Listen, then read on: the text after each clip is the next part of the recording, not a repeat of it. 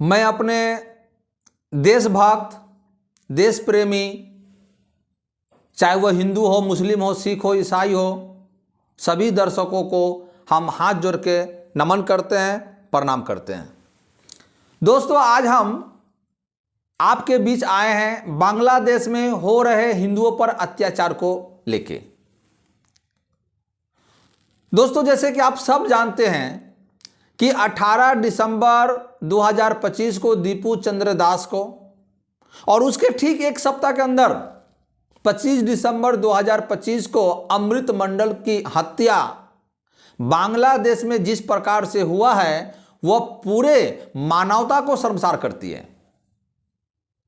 बात यह है कि यह हिंदू को हत्या किया गया इसके लिए नहीं है, जिस प्रकार से हिंदू का हत्या किया गया,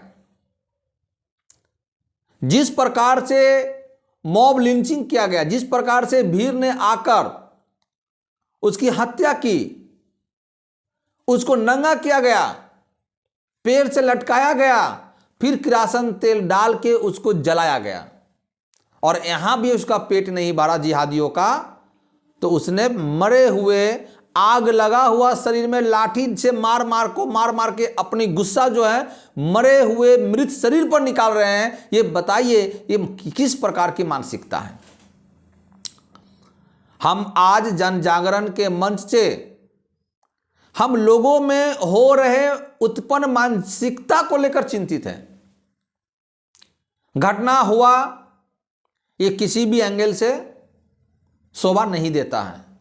ये किसी भी सभ्य समाज के लिए ये शोभनीय नहीं है कि किसी की हत्या मार के पीट के कर दिया जाए, चाहे वो हिंदू हो, चाहे वो मुस्लिम हो, सिख हो, ईसाई हो, या किसी भी समुदाय से, किसी भी कम्युनिटी से, किसी भी जाति से, किसी भी धर्म से हो, ये शोभनीय नहीं है। लेकिन हत्या करने का जो तरीका है यह मन को विचलित करता है। कैसी मानसिकता है? किस बात का इतना गुस्सा है कि गरीब हिंदू युवक जो एक फैक्ट्री में काम करता है उसका गुनाह इतना ही है कि वो बांग्लादेश में हिंदू बन के रह रहा है और उसको मार दिया जाता है। एक सप्ताह के अंदर में अमृत मंडल को मार दिया जाता है और बांग्लादेश की पुलिस बताती है कि उसको जो है लोगों ने कुछ पैसा का घपलाबाजी के लिए या कुछ वसूली के चक्कर में उनको लोगों ने भीड़ ने पीट के मार डाला। हमें उस बात का भी दुख नहीं है, हमें चिंता इस बात का है कि आज वो हमारे हितैषी हिंदू नेता जो सेकुलर करते हैं, जो भारत में बैठकर सेकुलर का ज्ञान देते हैं, आज उनकी बोली बंद क्यों है? हमें इस बात का चिंता है। जब गाजा में इजरायलियों के द्वारा जब हमला किया जाता है तो भारत के अलग अलग राज्यों से बुद्धिजीवियों को पेट में दर्द होता है, हमारे देश के विपक्ष नेताओं को पेट में दर्द होता है, सरकार को घेरने का प्रयास किया जाता है, सरकार की आलोचना होती है। लेकिन जब यहीं हमारे बगल में पड़ोसी देश में बांग्लादेश में, जिस बांग्लादेश को भारत ने बनाया, जिस बांग्लादेश को भारत ने बनाया, उस बांग्लादेश में हमारे हिंदू भाइयों को जब मारा जाता है तो हमारे देश के बुद्धिजीवियों को बोलती बंद हो जाती है, मुंह छिल जाता है, हमारे देश के सेकुलर नेताओं का मुंह बंद हो जाता है। तो मेरा प्रश्न है कि हिंदू के समय आपका सेकुलरिज्म कहां चला जाता है? जब हिंदू के ऊपर अत्याचार होता है तो आपकी बोलती बंद क्यों हो जाती है? यह समय आ गया है ऐसे नेताओं से प्रश्न करने का। ऐसे नेताओं से प्रश्न कीजिए और ऐसे चरित्र को पहचानिए।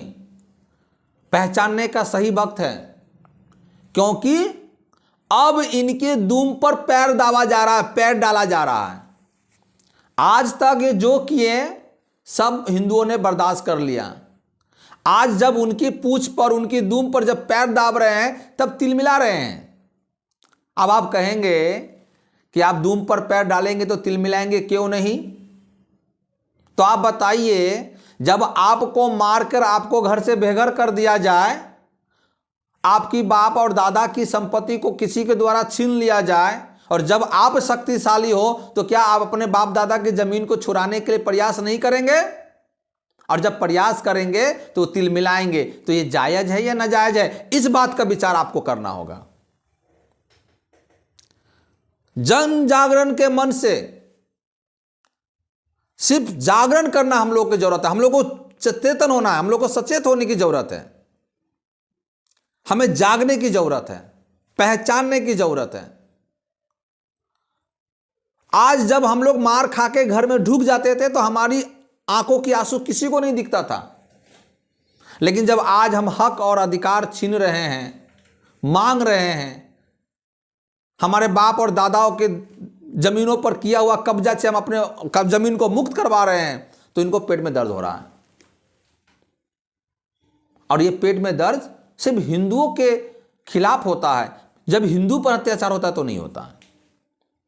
तो आप समझिए, ये हिंदू नेता जिनको हम लोग वोट देते हैं, जाति में बंटकर, जाति में जब बंटकर हम इनको वोट देते हैं, तो कल अगर हमारे घर में, आपके घर में अगर ऐसी घटना घटे तो ये नेता के मुंह से आवाज निकलेगी, आवाज निकलेगी। ये पहचान करने की जरूरत है। हमारे देश के बहुत से मुस्लिम, इस्लाम धर्म को मानने वाले मुस्लिम भाइयों ने इसकी आलोचना की है। दीपू चंद्रा दास की हत्या की आलोचना की, हमारे देश के मुस्लिमों ने इसका विरोध किया है, लेकिन हमारे देश के हिंदू नेताओं के मुंह से आवाज नहीं निकला। आपने राहुल गांधी की कोई बयान सुना है, याद है? आपने अखिलेश यादव का कोई बयान बताइए मुझे, तेजस्वी यादव का कोई बयान आपने सुना है? अरविंद केजरीवाल का बयान आपने सुना है? बताइए ना। ये तो हमारे हिंदू नेता है, ये हमारे हितैषी है। हम इनको अपने वोट देकर हम अपने भाग निर्माता बनाते हैं। ये भाग निर्माण करने वाले देश के नेता हैं। समझने की समय आ गया मेरे दोस्त, आप समझने की समय आ गया है। बंटना नहीं है, याद रखना। अगर बंट जाओगे ना, ये हमें बांटते रहेंगे, डराते रहेंगे। जब तक डरेंगे, डराते रहेंगे, जब तक बटेंगे, बांट कर ये अपना उल्लू। ये ना हिंदू का नेता, ना ये मुसलमान का नेता है। ये सच में बताता हूं, ना ये हिंदू का हितैषी है, ना ये मुस्लिम का हितैषी है। ये जान लीजिएगा।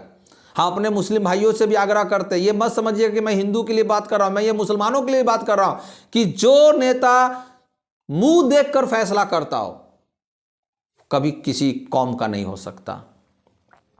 ये उनकी बात करता है जो इनको वोट डालता है। ये अपनी फायदा के लिए आपकी बात करता है। जिस दिन इनको पता चल जाएगा कि मुस्लिम हमें वोट नहीं देता, वो मुसलमान की बात करना भी बंद कर देंगे। ऐसा आपके पास बहुत उदाहरण होगा। देखिएगा, कुछ कुछ नेताओं का बोल बदल रहा है, धीरे धीरे बोल बदल रहा है, अपने स्टैंड बदल रहे हैं। क्यों? मजबूरी, उनको वोट चाहिए। हिंदू एकजुट हो रहा है, डर सताने लगा है, इसलिए अब हिंदू के पक्ष में थोड़ा सा उन्हें डर है ना कि खुलकर हिंदू का विरोध करेंगे तो मुसलमान वोट हाथ से निकल जाएगा। तो उनको मुसलमान का भी वोट चाहिए, हिंदू का भी वोट चाहिए। और हिंदू तो हम क्या बोले, मैं भी हिंदू हूं, लेकिन बड़ा दुख होता है कि हमें ये लोग जाति के नाम पर बांट देते हैं। तेली के नाम पर बांट देंगे, राजपूत के नाम पर बांट देंगे, बावन के नाम पर बांट देंगे, यादव के नाम पर बांट देंगे, लेकिन मुसलमान जाति के नाम पर नहीं बढ़ता। उन्हें पता है कि हम मुस्लिम हैं, हमें अपना नेता एकजुट एक तरफ होकर चुनना है। हमें हिंदुओं को भी एक होने की जरूरत है। अगर आज हम एक नहीं होंगे तो आज हमारा समाज, हमारा देश बचेगा नहीं। ऐसे नेताओं के हाथ में अपने देश को देकर अपने देश की बर्बादी नहीं करना है। इसलिए मेरे दोस्त, जग जाओ, जग जाने की जरूरत है और एकजुट होकर हम इनसे लड़ नहीं सकते। ये राजनेताओं से हम लड़ नहीं सकते, इनके हम क्या बिगाड़ सकते हैं। लेकिन हाँ, अगर सही जगह पर वोट डाला जाए, जाति में ना बटा जाए, धर्म में ना बटा जाए। मैं मुसलमान भाइयों से भी कहना चाहता हूं कि हिंदू मुस्लिम में मत बटो, हिंदू मुस्लिम में मत बटो। मुसलमानों को बहका के, मुसलमानों को बढ़ा के ये कोई हत्या करवा देते हैं, कोई कांड करवा देते हैं, लेकिन जब उसी मुसलमान को सजा मिलती है तो उसके भुगतान कौन करता है? मुसलमान भाइयों को ही भुगतान करना पड़ता है, तब हमारे हिंदू नेता नहीं जाते हैं भुगतान करने के लिए। इसीलिए पहचानना है, समझना है चीज़ों को, इन नेताओं के चक्कर में नहीं आना है। और हम हिंदू, मुस्लिम, सिख, ईसाई, ये एक बगीचा के सब फूल हैं। जब एक बगीचा में सभी फूल खिलते हैं ना, तो वो बगीचा की सुंदरता अपने आप बढ़ जाता है। तो ये समाज हमारा बगीचा है और उसके हम फूल हैं। अगर हम सब मिलकर तरक्की करेंगे, हम सब मिलकर अपने देश की तरक्की में योगदान करेंगे, तो हमारा देश अपने आप खिला रहेगा। हमारे में कोई मतभेद नहीं होगा। ये मतभेद कराने वाले नेतागण हैं, ये बुद्धिजीवी हैं, इनकी बातों में नहीं पड़ना है। अपने बुद्धि और शुद्धि से काम लेना है। अपने देश को बचाने के लिए हमें एकजुट होकर आगे बढ़ना है। जय हिंद, वंदे मातरम।